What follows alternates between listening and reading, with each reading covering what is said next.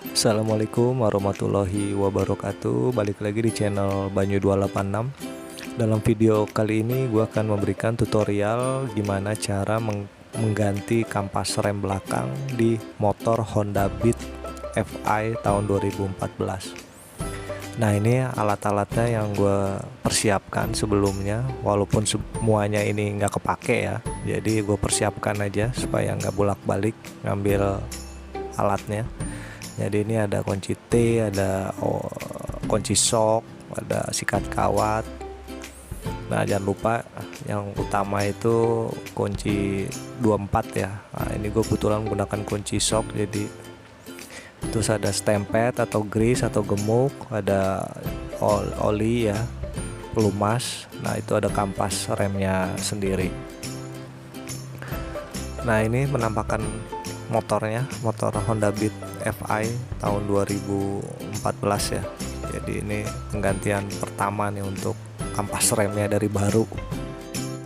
Nah, ini indikator ya. Ini indikator untuk melihat kampas rem belakang udah habis itu bisa dilihat dari ini garis panah nih. Ini ada tanda panah tuh di bodinya, yang kalau tanda panahnya udah ketemu dengan tuas rem ini berarti itu tandanya kampas remnya udah habis ya untuk yang belakang, dan udah nggak bisa disetel lagi nih, udah mentok tuh, udah mentok, udah nggak bisa diputer lagi untuk penyetelan remnya, karena ini motor udah 8 tahun lebih ya, kurang lebih ya, dari baru 2014 belum pernah ganti kampas rem belakang. Maklum lah, karena motor jarang dipakai, karena hanya motor untuk ke pasar, ke warung, jadi awet nih untuk kampas remnya. Nah, tuh lihat tuas handle rem sebelah kiri atau rem belakang ini udah kayak kopling nih, udah mentok pol, udah nggak bisa disetel lagi karena emang udah habis banget kampas remnya, udah nggak bisa disetel lagi ya untuk yang belakang. Nah, tuh udah maksimal karena udah dari baru belum pernah ganti kampas rem belakang.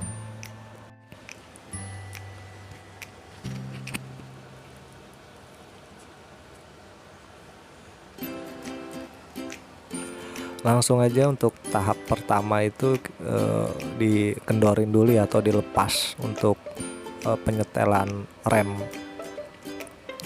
belakangnya ini. Tuas penyetelannya ini, bautnya ini dikendorin, dibuka ya, dilepas semua, dibuka untuk tahap pertamanya supaya memudahkan tahap berikutnya. Jadi dibuka dulu, habisin untuk setelan belakangnya, untuk tuas penyetelan rem belakang ya.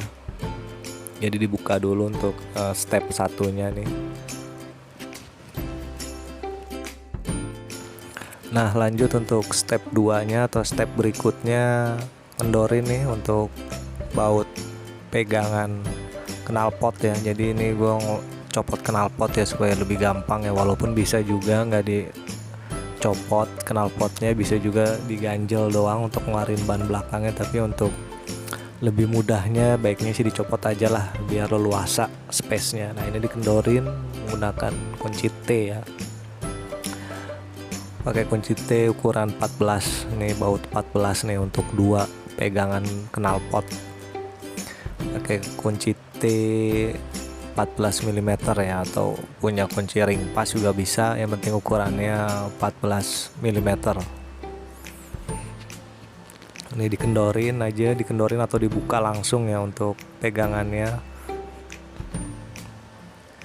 Nah, lanjut kita buka baut pegangan knalpotnya ya, baut yang kepala knalpotnya ini menggunakan kunci T10 ya, untuk memudahkan pakai kunci T nih yang 10, atau ada yang lebih pendek lagi lebih enak nih, karena yang standar jadi agak mentok.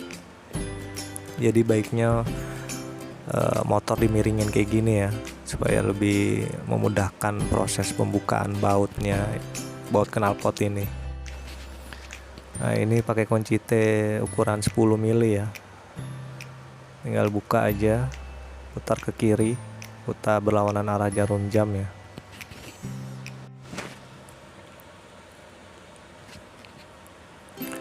Nah lanjut, kalau udah dibuka semua bautnya yang di kepalanya, nah tinggal dibuka nih untuk pegangannya nih, 2 baut pegangannya ukuran 14 mili ya. Nih buka pakai kunci T 14 mili.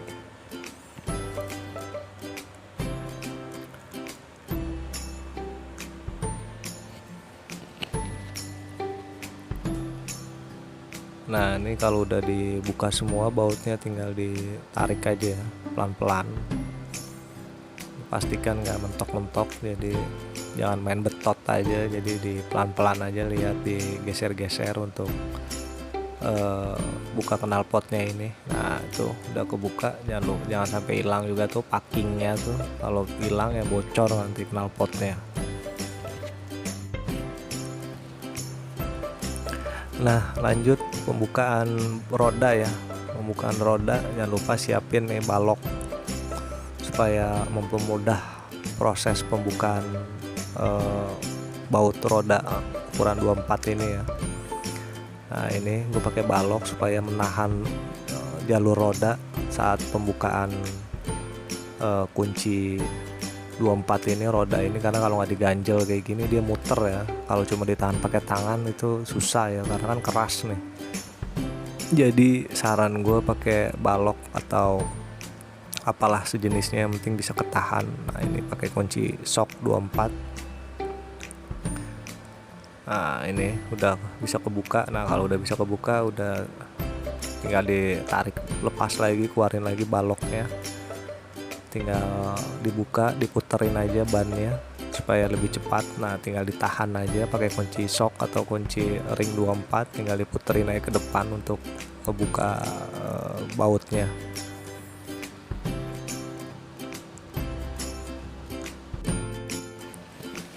Nah itu bautnya dua ukuran 24 dan ada ringnya ya, jadi jangan sampai hilang. Nah itu dia ada 2 sepasang, ada baut ada ring, jadi pastikan itu nanti pada saat pemasangan ringnya dipasang juga supaya nggak kendor. Nah kalau udah tinggal ditarik aja pelan-pelan untuk bannya, gampang aja bukanya, nggak susah. Nah ini penampakan kampas rem yang udah umur kurang lebih 8 tahun nih, dari baru motor 2014 sekarang 2022.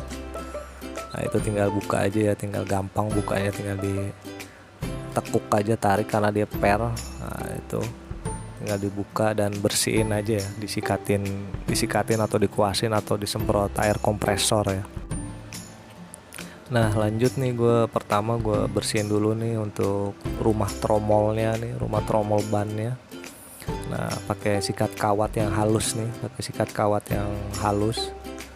Nah, atau bisa juga pakai kuas. Nah, berhubung gue nggak ada kompresor angin, jadi gue pakai ditiup-tiup aja atau pakai kuas ya. Jadi bagusnya sih ya kalau ada kompresor angin, lebih memudahkan ini nih prosesnya. Nah, berhubung nggak ada kompresor angin, jadi disikatin aja atau pakai kuas cat juga bisa ya, yang ukuran kecil, yang ukuran 2 in.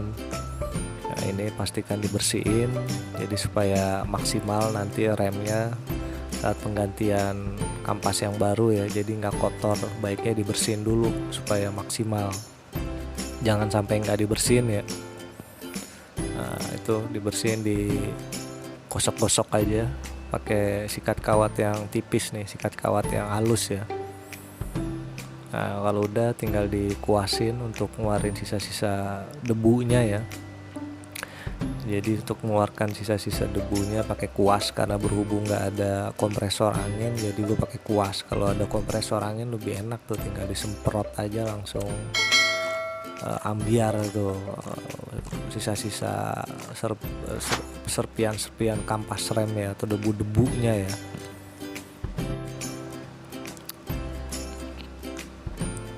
Bersihkan dan pastikan udah bersih ya untuk rumah tromol bannya ini, rumah tromol kampasnya. Nah selanjutnya bersihin juga ini bagian sininya ya, bagian ini pakai sikat kawat. Nah ini gue pakai sikat kawat yang kasar ya, supaya lebih bersih maksimal, dan pakai yang halus juga nanti kawatnya. Ini disikatin aja, kalau ada kompresor angin lebih enak, tinggal habis disikatin langsung disemprot ya untuk ininya nih, untuk rumah tromolnya ini tinggal disikatin aja untuk dibersihin dulu ya. Jadi kalau ganti kampas rem belakang tuh baiknya sekalian dibersihin, jadi jangan sekedar cuman ganti kampas remnya udah langsung dipasang lagi gitu, jangan. Jadi supaya lebih maksimal fungsi pengeremannya kita bersihin dulu, jadi seperti baru lagi gitu. Disikat-sikat aja pakai sikat kawat, terus bisa dikuas-kuas juga. Nah, kalau ada kompresor angin bisa langsung disemprot ya supaya lebih cepat prosesnya.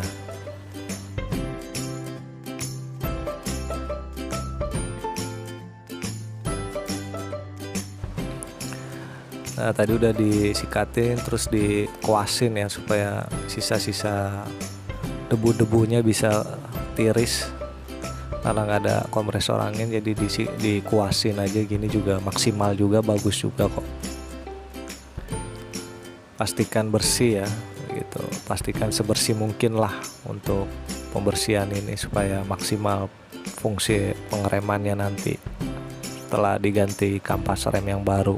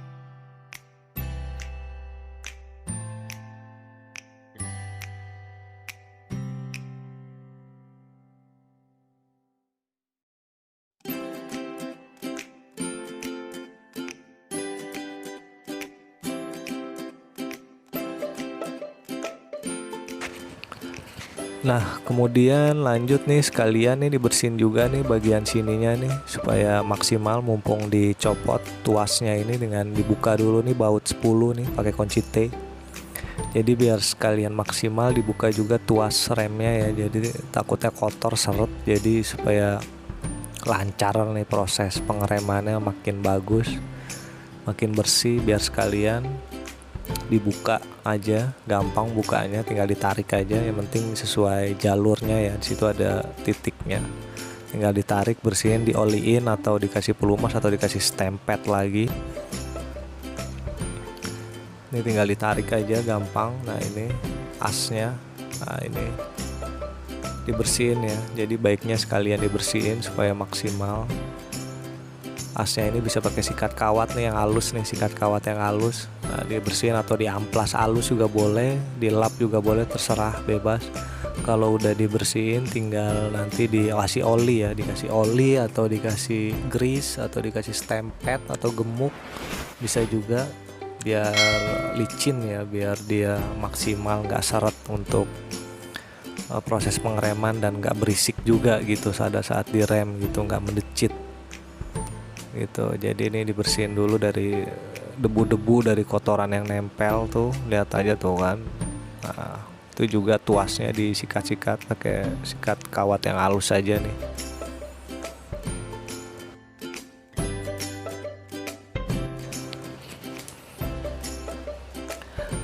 Nah lanjut, kalau udah bersih nih, udah bersih tinggal diolesin aja, bisa diolesin pakai gemuk, pakai oli. Nah gue nih pakai gemuk ya, pakai stempet, pakai grease.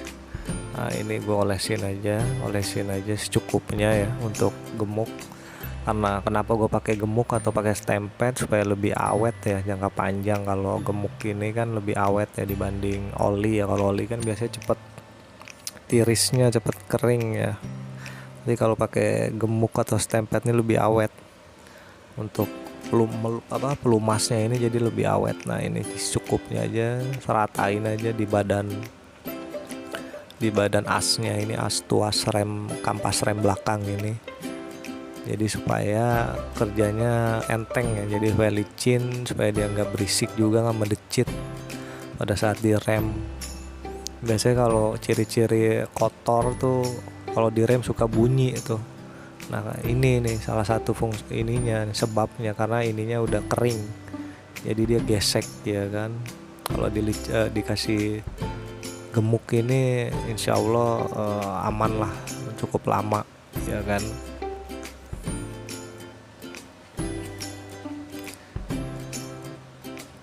Nah ini udah dikasih grease ya, udah dikasih stempet. Kalau udah tinggal dimasukin lagi sesuai jalurnya. Ini gampang cara masukinnya, tinggal masukin aja. Yang penting lihat alurnya ada titiknya, dia titik ketemu titik ya, jadi supaya gampang dia lihat aja titiknya, harus disamain, sejajarin. Kalau nggak sama dia susah masuknya, jangan dipaksa, karena kalau udah sesuai titiknya jalurnya itu gampang masukinnya, nggak ada nyangkut-nyangkutnya, ngeplok aja langsung. Jadi diperhatikan titiknya supaya memudahkan proses pembongkaran dan pemasangan, harus diperhatikan untuk titiknya. Nah ini bisa dilihat tuh, itu kan ada titik ya, jadi nah itu titik itu ketemu titik tuas ini, jadi harus sejajar, dia harus sama saat pembongkaran dan saat pemasangan. Nah itu kan fungsinya itu, jadi supaya lancar ya, kalau udah digemukin, udah dibersihin kan jadi lancar. Nah lanjut, siapin nih kampasnya nih, gue menggunakan kampas Honda ya, Honda. Kampasnya ini beli online murah, harga 30.000, nggak tahu asli apa enggak, kayaknya sih enggak. Murah soalnya 30 ribuan. Nah, ya jangan lupa di stempetin juga, digemukin tuh untuk yang tuas bagian itunya tuh, atau dioliin supaya lancar. Nah ini kampasnya nih murah, beli online 30 ribuan, 30 berapa ya, 32 apa 33 gitu kampas rem ini.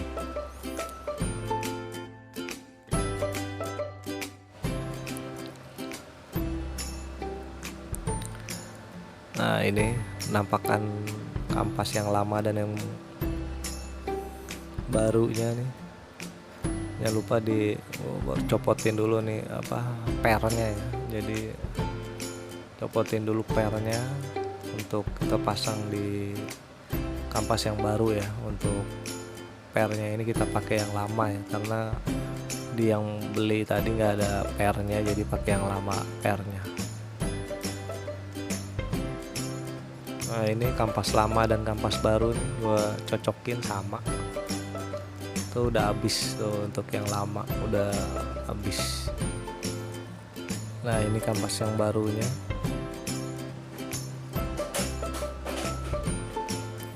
Jangan terbalik ya, samain aja itu yang ada legokannya itu buat yang lingkaran ya. Nah kalau yang tipis tuh untuk yang sebelah kirinya itu, jadi jangan terbalik untuk pemasangan pernya ini. Nah itu caranya gitu ya, jadi dari samping. Nah itu harus sejajar, harus sama untuk posisinya. Nah itu yang ada lengkungannya tuh yang sebelah sana, kalau yang tipisnya, yang pipinya tuh yang sebelah kiri ini. Jadi jangan sampai terbalik, jadi supaya nggak dua kali kerja.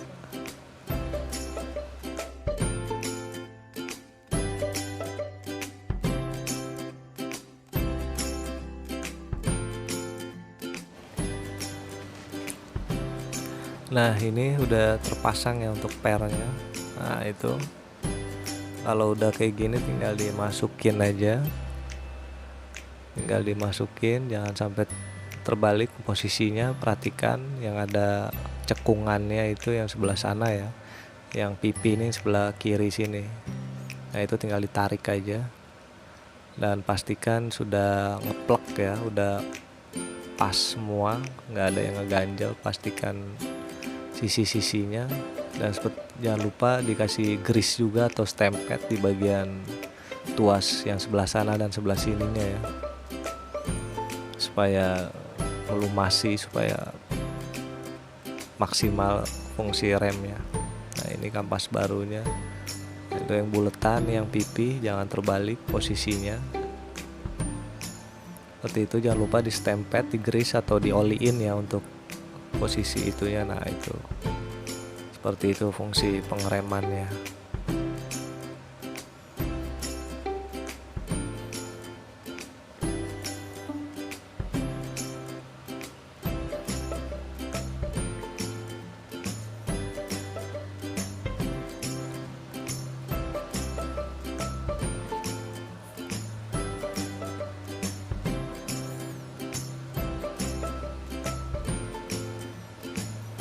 Kemudian lanjut proses pemasangan bannya ya. Jadi udah selesai proses pemasangan kampasnya. Pastikan semua normal, nggak ada yang kurang, udah dibersihkan juga. Sekarang tinggal proses pemasangan bannya, ini gampang, tinggal dipasin aja, masukin, nggak perlu pakai tenaga yang gimana-gimana, jadi gampang, enteng. Yang penting ngepas lubangnya ya. Nah ini tinggal dipasang aja. Nah tuh kan, gampang, enteng. Yang penting posisi pemasangannya benar, sesuai, ya udah gampang masang bannya, nggak ada yang nyangkut atau gimana.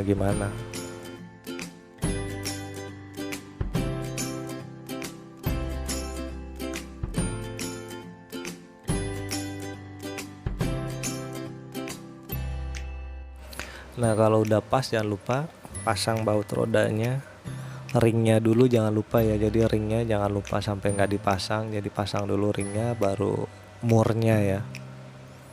Nah ini tinggal dikencengin lagi dengan kunci shock 24, ukuran 24 atau kunci ring 24 terserah, yang penting ukurannya 24 ya.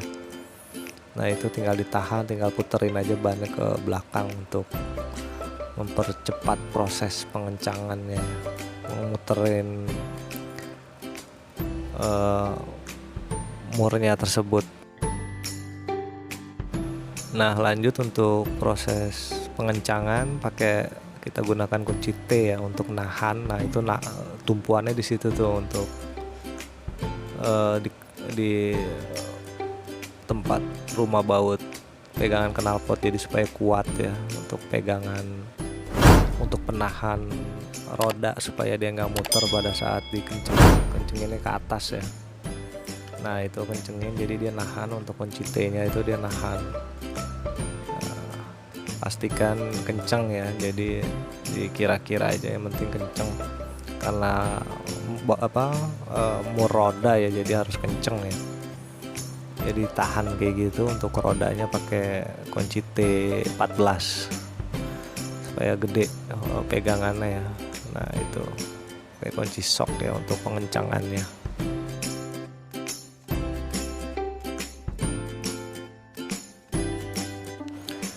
Nah kalau udah kenceng tadi baut rodanya, lanjut ke proses pemasangan penyetelan remnya ini yang sebelah kiri. Jangan lupa pernya dimasukin lagi, dan komponen lainnya tinggal dipasang kembali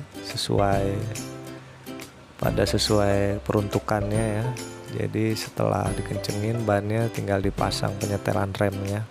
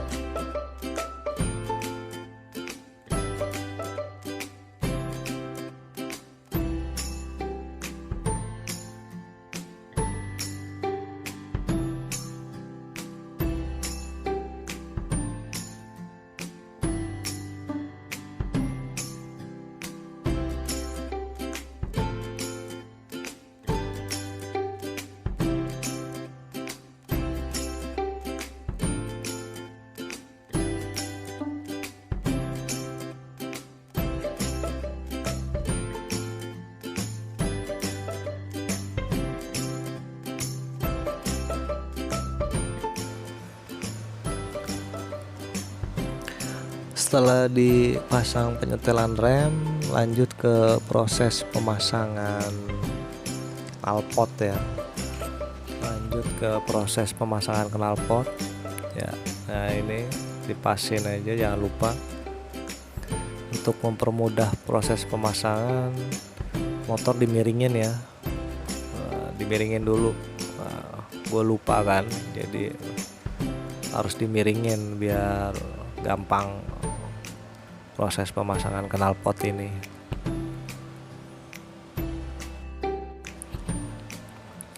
Nah, kalau udah dimiringin tinggal dipasang aja bautnya. Baut yang di kepala knalpot itu baut 10 ya, pakai kunci T. Nah, itu pakai kunci T untuk pemasangan baut 10-nya itu susah, soalnya kalau nggak pakai kunci T agak susah ya. Jadi baiknya pakai kunci T untuk ngebuka baut kepala knalpot itu.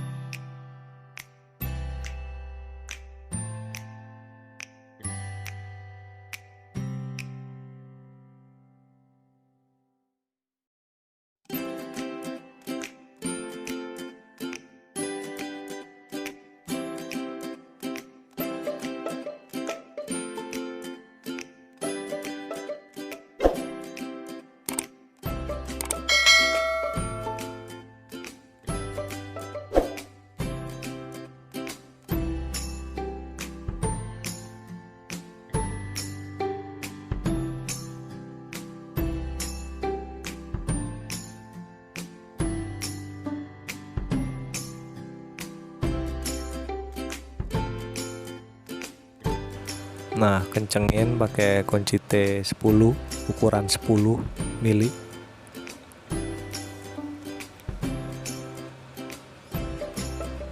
Kencengin kira-kira, pastikan sudah kenceng.